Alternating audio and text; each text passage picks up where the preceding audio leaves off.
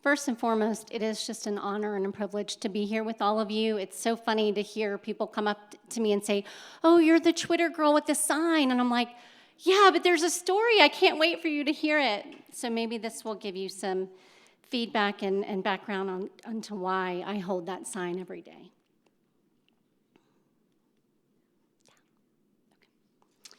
So in the spring of 2020, at the height of COVID, our 13-year-old daughter came to us and told us she no longer felt like a girl. She had no previous signs of confusion in early childhood. So how did we get here? Our daughter, like so many of these other girls, was very vulnerable to this ideology for many reasons. First, she has ADHD and she's gifted. So for many of these girls, that reads like autism until their emotional intelligence catches up to their IQ. Jessie Ministo, who you just saw on the panel from Third Factor, talks about gifted girls feeling like an outlier. They sometimes can be overly sensitive, overfeel emotions, and can be seen as just too much at times. And that perfectly described our daughter. Jessie also uses the analogy dandelions versus orchids. So if you don't know what she's referring to, please look that up because our daughter is definitely a very rare exotic orchid. Our daughter tended to perseverate on issues, sometimes for years, and she still does. And at the time, she was a very black and white thinker. She's an artist, musician, and into theater, like so many of these girls, which led her to websites like Scratch and DeviantArt, which is rampant with this ideology. She was also being influenced by book series, especially anime, and even music. Her favorite band at the time was Cavetown, which is a trans-identified singer. Lastly, and most importantly, she was a part of an in-person friend group at her middle school who was obsessed with LGBTQ identities. And for my daughter, who was desperately searching for a place to fit in and belong, having a friend group indoctrinate her into these identities, but also have these makeshift identities ready for you with colorful flags and pronouns. It was very enticing to her because it gave her a sense of belonging and who she was. Everything surrounded around these flags and identities. That was the first question they would ask other peers that they came in contact with. What is your flag? What are your colors? What are your pronouns? 3 of her in-person friends, by the time our daughter announced her transgender identity, had also announced transgender identities. And as you all know, it no longer just means that you're identifying as the opposite sex. It can be non-binary, gender fluid, demi-girl, demi-boy. If you Google, I think there are now an infinite number of gender identities.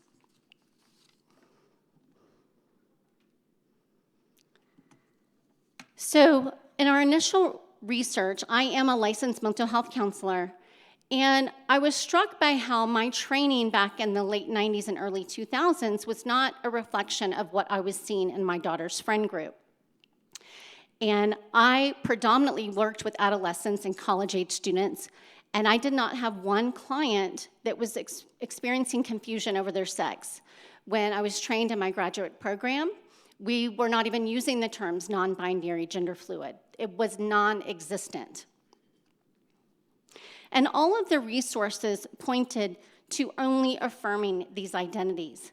I could not find an alternate treatment option, which struck me as very odd because part of my job as a therapist is to do differential diagnosis. And it did not seem like that was happening. The other thing that I observed right away is much of the coping mechanisms my daughter was using mimicked anorexic girls and what they would do.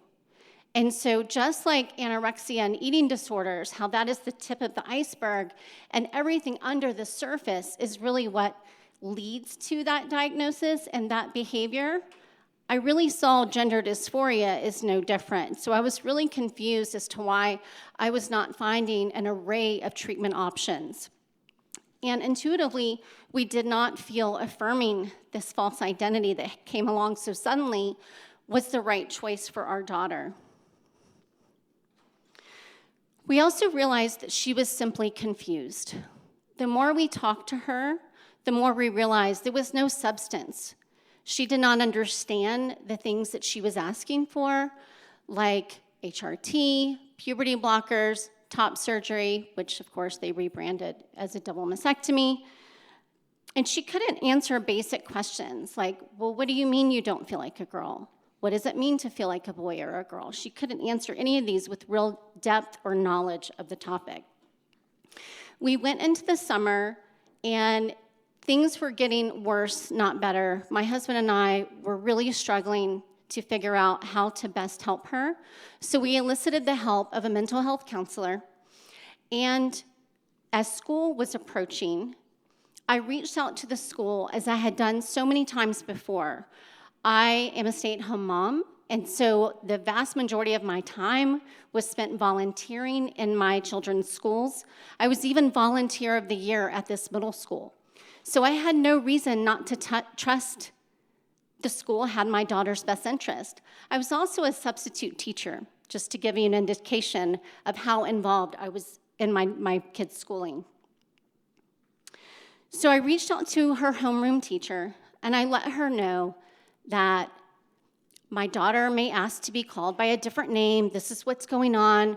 We're doing our best to navigate this with a therapist within our home. We are not affirming this identity. In fact, I feel it's directly related to her friend group. And there are details about that communication that I can't go into because we are still in litigation with the school district. But the teacher I confided in was the LGBTQ advocate on campus. So I didn't hear anything further from the teacher. I had assumed, as I reached out to her, that it would be treated like a nickname. A couple of weeks later, my daughter got into the car and said, "Mom, I had a meeting at school today about my name." But it was weird because they asked me which restroom I wanted to use. My daughter was identifying as non-binary at that time. But again, she was confused. Her identity changed 4 times over 2 years. Just to give you an indication. As she told me this, I was shocked. As I stated previously, my daughter has diagnosed ADHD, so she has a 504 plan. And I know that they cannot implement a 504 plan without me being present and signing forms. So I was very confused and shocked how they had had a meeting with my daughter that I didn't know about, and I wasn't invited to or anything like that. So I immediately emailed the school counselor, and she called me back with the assistant principal. So immediately I knew something was off. And they said, "Mrs. Littlejohn, we cannot give you any information about the meeting we had with your child. They are now protected by a non-discrimination law. Your only recourse is to go to the assistant superintendent," which I did. And phone calls and emails went back and forth for multiple weeks, and we were finally given an in-person meeting with the principal of the middle school. By this time, the first 9 weeks had just ended, to give you an indication of how long this took.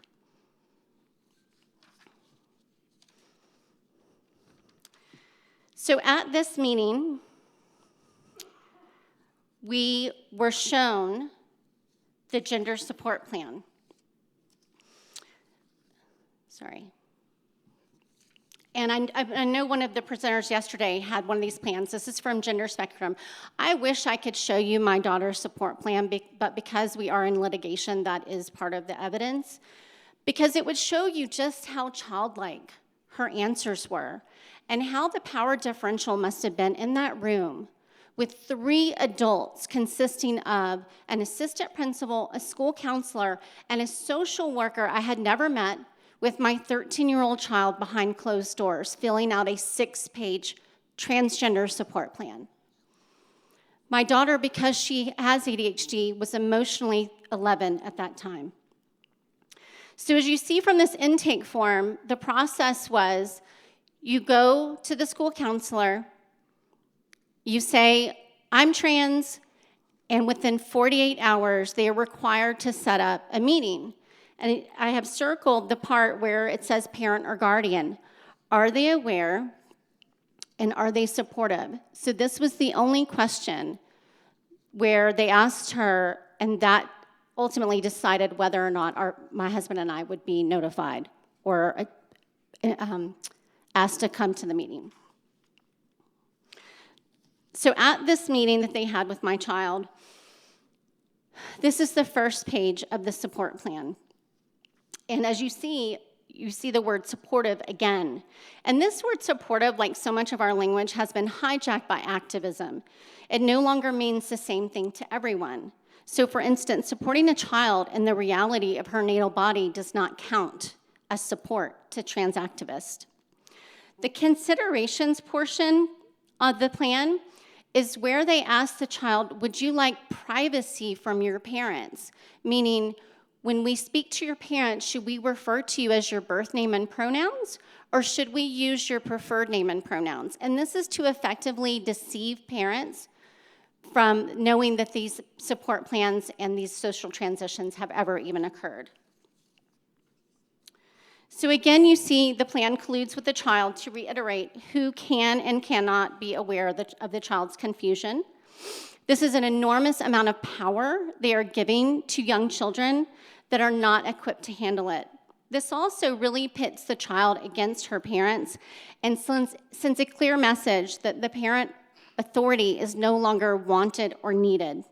It also sent the message to our daughter that she needed to be protected from us and not by us. This is the page where I almost came out of my chair during the meeting.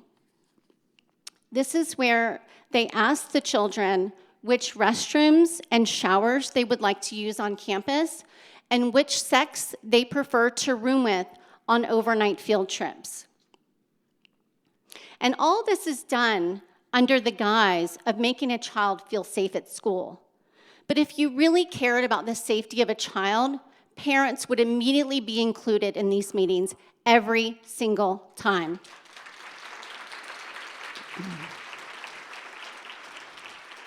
Further, there was not one question on this plan about previous history of self-harm or suicidal ideation or potential abuse at home.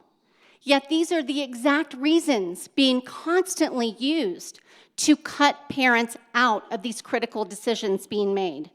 This was never about the safety of these children. This plan created a huge wedge between us and our daughter, and shortly after this, her mental health spiraled. So after the meeting, I was very angry, and we continued throughout this process to ask for legal justification that they had for meeting with our child without our notification or consent. And we were finally mailed this 28-page guide, the Leon County Lesbian, Gay, Bisexual, Transgender, Gender Nonconforming, and Questioning Support Guide.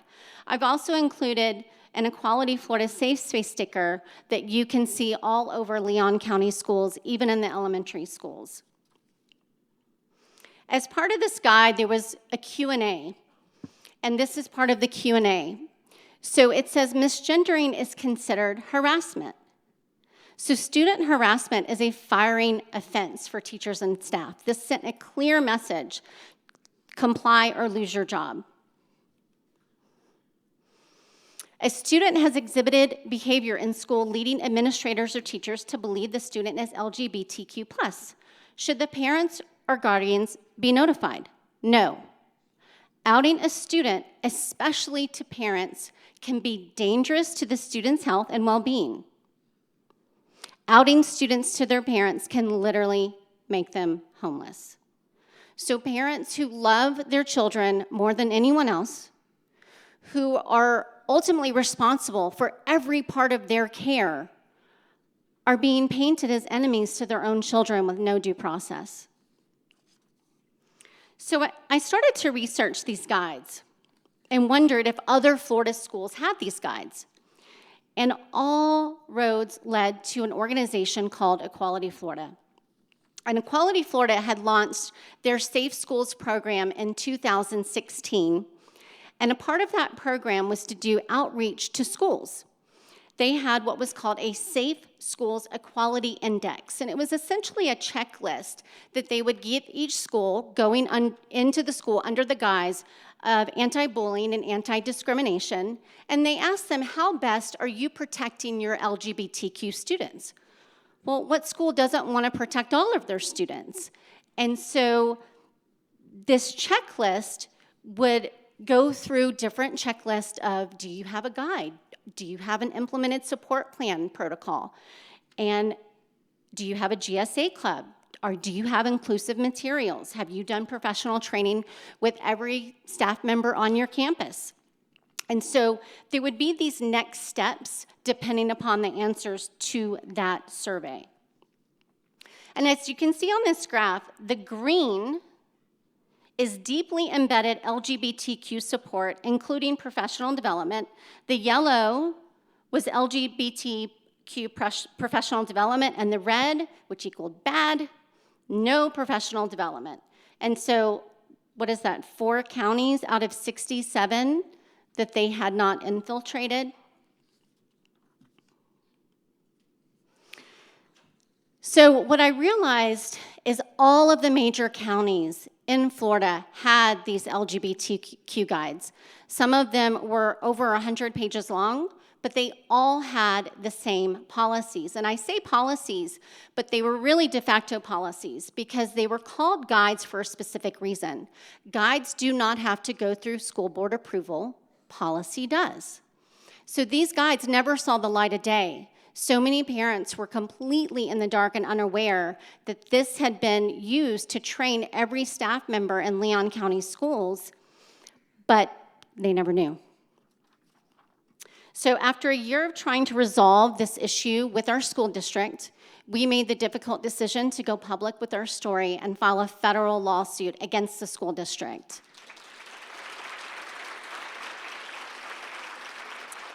It's not all good news. So in December of 2022, the federal judge dismissed our case because it didn't reach the threshold of shocking the conscience, and we have now appealed his ruling to the 11th Circuit Court of Appeals. So now I want to switch gears to how we walked our daughter through this confusion. So as I was actually searching for answers with the school policies and what was going on the school level, I was also searching for how best to support my daughter and help her through this. And I did a deep dive into this issue because I wanted to see with my own eyes what was convincing these children that they were born in the wrong body and to reject their body. And like Richie said in Jennifer's documentary coming out, it was all affirming their self-hate. And I couldn't understand why people were celebrating this and clapping our daughter along this path of self-harm. She received so much positive attention from teachers and friends, and it felt like we were the only ones trying to protect her from medical harm. Because when you pull back the curtain from what is gender-affirming care, most people are horrified to learn that they are sterilizing vulnerable children, destroying their body with cross-sex hormones, and disfiguring surgeries. And this is all based on self-ID. That's what struck me to be the most ethical of all. There's no test to determine if a child will persist or desist in their gender dysphoria. And when else do we follow a child's lead into medical harm in the medical profession? We don't.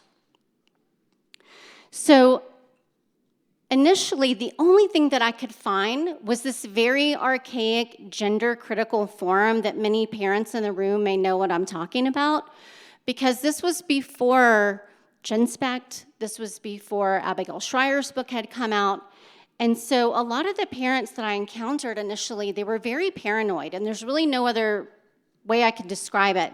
Most of them used a pseudonym. They wouldn't give me their real name. They actually thought my name was a pseudonym, which was kind of funny. I was like, no, that's my real name. Like, are we not all doing that? I don't understand. And so we ultimately came to the realization that our daughter was confused and she needed us to parent her through this. She didn't have the capacity to understand the things that she was asking for. And I knew that I had time on my side. Unlike so many of these parents whose children fall prey to this when they're in college or 17 and they're working under this, critical deadline, my daughter was 13. So in order to help her, I had to put my fear aside and reframe this issue. I had to pretend, instead of her asking for puberty blockers and binders, that she was asking for a new outfit or that was, inappropriate, or a tattoo. Things that I would have no problem setting healthy boundaries with and saying no to. And I knew that she just needed the gift of time, like so many of these other kids do, because as you all know, the vast majority will desist with the pathway of watchful waiting. I also knew I wasn't going to be able to talk her out of this. She needed to be the one to come to her own conclusion and decisions. And in order to do this, we had to repair our relationship with her and restore trust.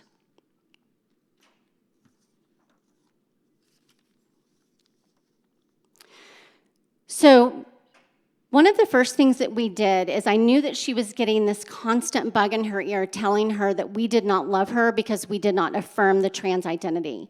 So we had to immediately combat that. We assured her we loved her unconditionally and that would never change. And we started to ask questions out of a place of curiosity and compassion instead of judgment. We wanted to get her really thinking about this ideology and get her to see the contradictions in it, because she's a very bright girl, and I knew that she could get there with just a little bit of nudging. I avoided her name or her preferred name and used pet names instead, and I never used her preferred name or pronouns. We also knew we needed a new environment, and we initially tried to pull her out of school, but we were turned down by 2 private schools in the area. So we did let her finish out the school year at that school and then pulled her and put her in a private school. Lastly, I tell parents, and I myself had to practice a lot of patience. There is no straight line out of this, and it takes a long time. And so I didn't read into clothing and hair and makeup and jewelry, because if you do that, you yourself are falling back into this gender stereotype trap, because we know that clothing, hair, and makeup does not make our female child any less female. But sometimes we're looking for like these signs. Oh, is she desisting? Is this a good thing or a bad thing? It does not make sense. It's not logical, parents. So with a new school came new leadership at that school that respected our parental authority. I tell parents that if the school does not respect that you have the ultimate authority over your child and will not respect your wishes, get them out. This is a radical ideology, and it takes radical steps to pull your child out of this. I did not believe that at the time, but I absolutely know it's true now. We did not allow her to rewrite her past with lies. A lot of these kids do this, and so we would gently remind her ways that she was comfortable in her sex growing up. We showed her photos. We also told her that we loved her and showed her concrete ways that we show her that from the time she was born till right now. We cut off the contact with trans influencers. That was one of the most important things that we did. We conveniently made her unavailable when they asked her to do things. We also took her iPhone. I do not believe any child under the age of 16 should have a smartphone. And we made sure that she didn't see it as punishment. We told her we made a mistake, that you are not emotionally ready, and we used that opportunity as to do a technology reset for the whole family so she did not feel singled out. We pre-screened every person she came in contact with, from hairdressers, youth pastors, art teachers, because we need to ensure that they were not going to have her go backwards. And that's the other thing, is sometimes you feel like it's 2 steps up and 5 steps back, but you have to remember that you are making progress. So I have to hurry now. Signs of desistance. Re-engagement and affection, that was one of the first things that we saw with our daughter. She wasn't holed up in her room on her phone because she didn't have a phone. So she came downstairs, and she was Her mood was more improved. She started to healthy question friends' trans identities, not her own, that came later, but she was certainly questioning theirs. Like, how could this happen that everybody's trans? I'm the only one that's trans. Reverting back to their given name, she may start wearing clothing from before the trans identity. I also noticed that with a lot of these girls during times of stress or their menstrual cycle, they will revert back to the trans identification and pick fights, and it becomes a power struggle. So just be aware of that. So this is a warning to parents. Even if your child desists, you are not out of the woods. This was something I had to learn the hard way. Those root issues that made your child vulnerable to this ideology are still there, and they need to be identified and resolved for as long as it takes. These are the resources we found to be helpful to get our daughter to desist. Please take a photo because I'm going to go quick. This is not an exhaustive list, and if you want a long list, you can look on Do No Harm's website for the page of Protecting Children from Gender Ideology. So lastly, I want to leave you with hope, and that's what most of us parents need. I know this ideology is relentless, and it does not discriminate, and it is literally tearing families apart. This is a very isolating issue for parents, and I had never felt more alone during this. But you are not alone. I chose this photo for a specific reason. There is a parent that I know with an estranged child, but not by their choice. And they have created a rock garden in their backyard where they pray over the names of trans-identified children from a support group. It started with one rock, and they now have over 350. Laura Beth Perry, now Laura Smolt, said, "When you get tired of the lies, you don't go to those who were willing to lie to you. You turn back to the ones willing to tell you the truth, no matter what the consequences were." So parents, even if your child is still caught up in this awful ideology, please rest assured that you've done everything that you could to protect them from medical harm and to hold them in truth from a place of love and compassion. Just like detransitioners, you all are the victims and heroes of this medical scandal, and I thank you.